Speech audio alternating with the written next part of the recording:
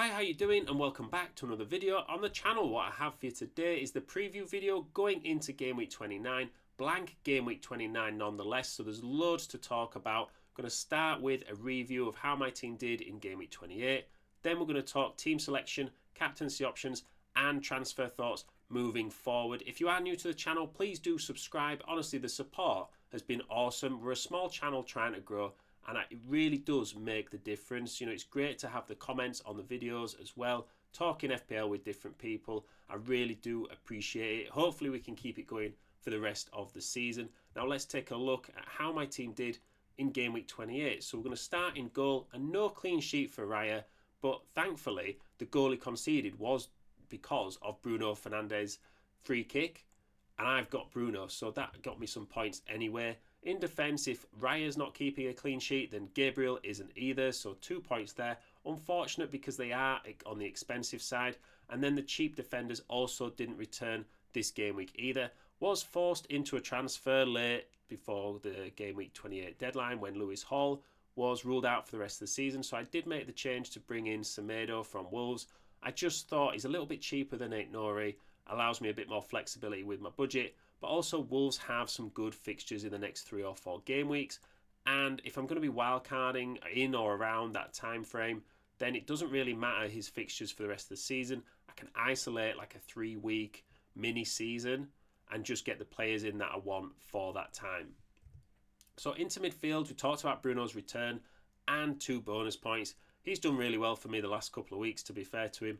Kluivert also got an assist, which is great. I will take those points. And then Salah got 30 points, which is pretty much my entire team's score for this game week. I was never going to captain anyone else. I know there's a lot of talk about captaining Palmer against Leicester City. That just wasn't going to be the case for me. And I know Palmer captainers were a little bit unlucky because it's just such a small swing where not only does Palmer miss his penalty, but Salah scores not 1 but 2 penalties. And on another day, Salah could have missed his or only had 1 penalty and missed it. Palmer scores his. And there's just not that much between them at all. But I think just for consistency's sake and how well he's playing, I was just always going to captain Salah. I know people are starting to maybe chase rank a little bit and go for those risky picks, but just the downside for me in that game week playing Southampton at home, I was just always going to captain him. So thankfully that paid off, because up front we didn't get any returns either. Now I did bring in Chris Wood for Matthias Cunha because, as we all know, Cunha is suspended. But I wasn't expecting Chris Wood to necessarily score anything against Man City. I've got him in because he's got that great Ipswich fixture in Game Week 29. Now, all in all, a red arrow of about 50k. It's not ideal. I'm not happy with my rank, really. I mean, it is just a game, so it's within the realms of the game. I'm not happy. But it's been the story of the season, just these small red arrows. And then just when you think you're getting a bit ahead, it pulls you back again. You just can't get the consistency. I'm a bit like Palmer captainers, because whilst they'll be convincing themselves that it was still the right decision, I'm convincing myself that I've still got a chance of finishing quite high up in FPL, because my mate in my mini league, he's only 17 points ahead of me, but he's 200,000 places ahead of me. So I'm thinking, well, if I'm only 17 points off 600k, hopefully with the chips that I've got left, as well as the transfers that I'm going to make, I can close that gap pretty quick. But sooner or later, I've got to start doing well in like this game week, the current game week, rather than talking about all the chips I've got and future game weeks, because there's only 10 weeks left. And whilst there's a lot of, doubles, blanks, chips to be used in that time frame, loads of variables, you do kind of need to start putting points on the board sooner rather than later at this stage of the season. And we are thinking of making some big transfers this game week as well. So in terms of captaincy for this game week, it's pretty interesting because there is no Salah. So what do? Well, there's no Newcastle, Crystal Palace or Villa either. So where do you go? Well, I think if you want security of points, you go for Chris Wood against Ipswich away. I don't necessarily think he's going to get you bags of returns, although it's not impossible. But Nottingham Forest are the sort of team that don't create loads, but are clinical with what they create. So if you want just 6 points from your captain and make sure they get a return, go for Chris Wood. I think there is a chance that if Chris Wood scores, he gets bonus as well. So maybe that's a little bit more of an incentive. I do also like Haaland at home to Brighton. Like, Brighton are in good form, but if you're getting Haaland in, you're getting him in to probably captain him as well to make use of all that transfer budget he takes up. And Brighton are a team that can concede a hatful of goals at any given notice without warning. So I think it's not the worst fixture in the world, especially with no Salah to kind of backfire on Haaland blanking. I think he is a good player to have.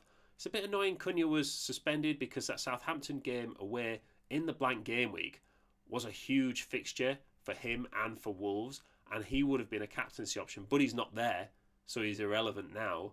And then I also like Bruno Fernandes away at Leicester City. I think that is a good fixture as well. You know, gets an extra goal for a point for a goal, gets an extra point for a clean sheet. So I think if you wanted safety of points, you go for Chris Wood. If you own Haaland, you probably have to go for Haaland. And then if you wanted a bit more of a high upside, you go for Bruno.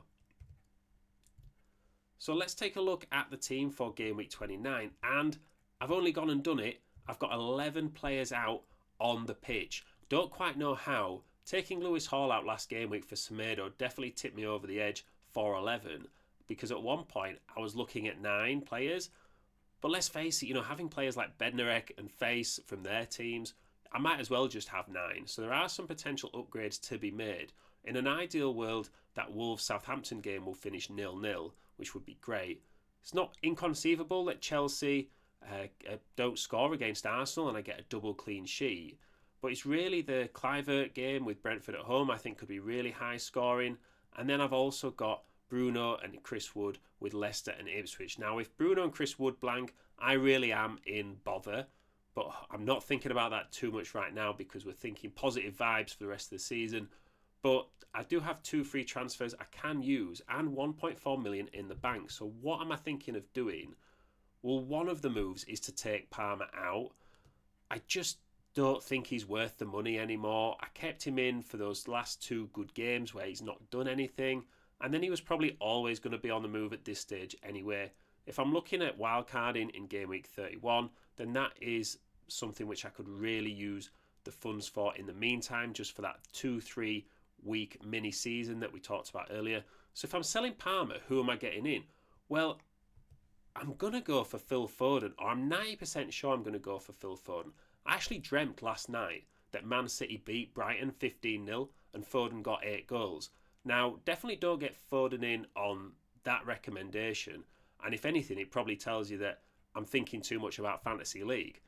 But I'm going to treat it like what if, because if I don't get Foden in now and he does do really well against Brighton, I'll only be regretting it.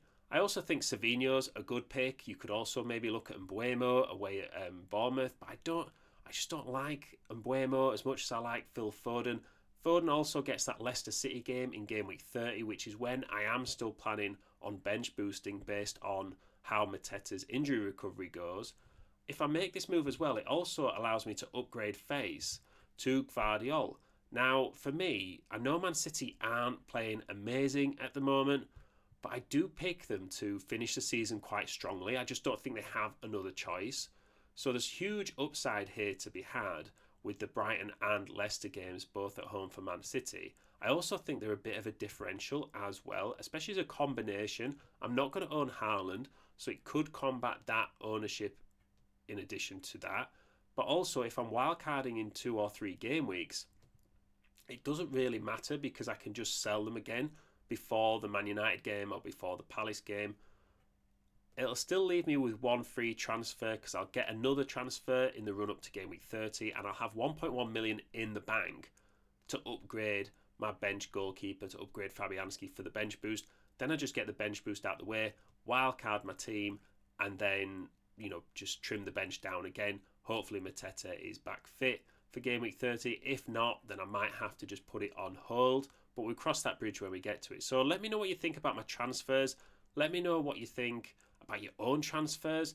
You know, what rank are you? You know, what rank are you hoping to get? What's realistic aim for you? But also, if I'm missing someone with this team, I do think it makes me stronger for the blank game week. Like we said, you got to have the quality as well as the quantity.